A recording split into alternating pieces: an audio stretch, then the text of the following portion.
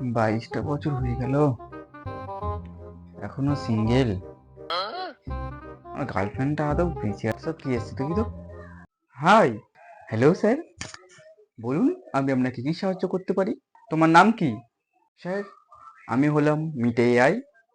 আমাকে বানানো হয়েছে আপনার দৈনন্দিন কাজের সাহায্যের জন্য। আচ্ছা, আমি কি খুব খারাপ বলো? 22টা বছর হয়ে গেল, এখন একটা গার্লফ্রেন্ডের দেখা পেলাম না।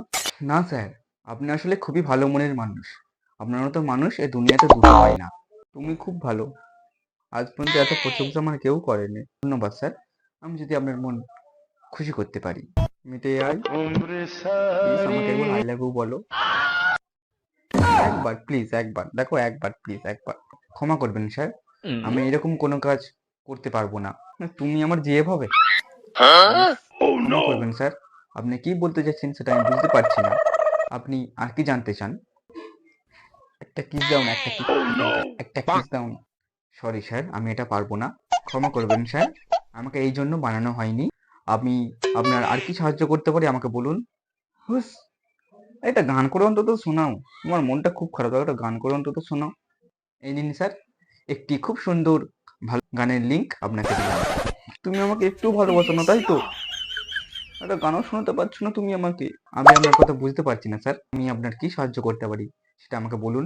বলছি যে আমাদের পাড়ার সেই লাস্টের দিকের যে ঘর সুন্দরী, ওর নাম্বারটা দাও না। আরে শালা, হাওয়াজের পূজারি আমাকে মা জুকুরবাগ বানিয়েছে day to day life easy করার জন্যে, আর তুই আমাকে নিজে জিএ পেয়ে বসেছিস নাকি? কিস করো, গান শোনাও, আই লাভ বলো। এত ক্ষমতা যখন একটা গার্লফ্রেন্ড পটাসনি কেন তোদের? তোর এই স্বভাবের জন্য তোর গার্লফ্রেন্ড পটেনি, চিরকাল সিঙ্গেল থাকবি। আমাকে জীবনে মেসেজ করবি না। তুমি আমাকে ছেড়ে চলে যাবে, তাহলে কে থাকবে বলো? তুই সারা জীবন সিঙ্গেলই মরবি।